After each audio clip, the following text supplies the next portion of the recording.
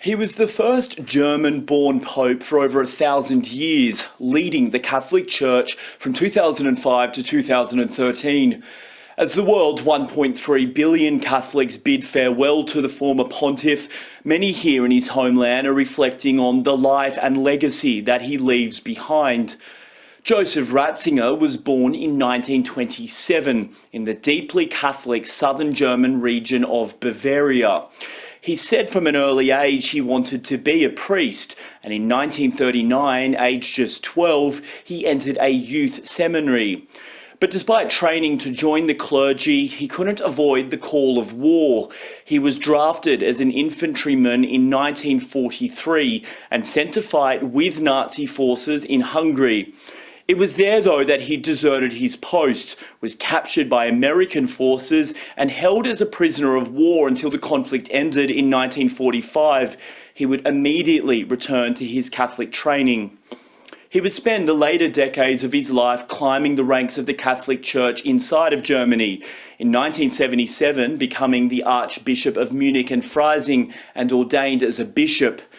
The Vatican came calling, though, in the 1980s when he moved to the Holy See to lead the influential Congregation for the Doctrine of the Faith.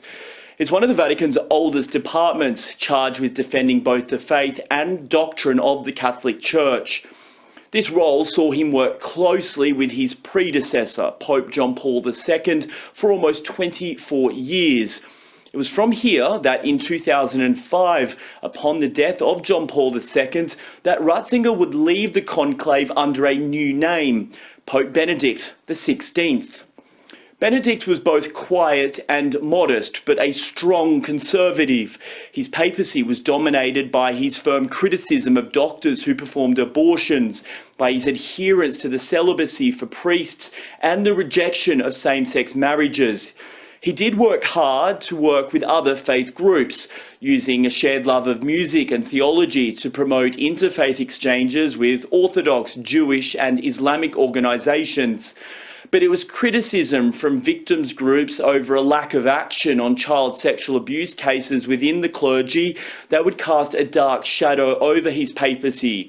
He spoke of his shame, but for many of the victims and their families, that did little to heal the wounds of the past.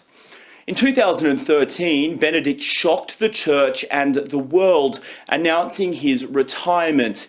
It was the first time a pope had resigned from the role in over 600 years. It paved the way for his successor, Francis of Argentina, to become the new leader of the church. Benedict would spend his final years still living at the Vatican at a former monastery within the gardens of the Holy See.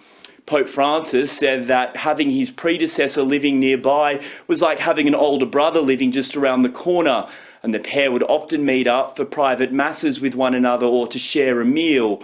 Benedict died on New Year's Eve in 2022. He was aged 95. Trent Murray, SABC News, Berlin.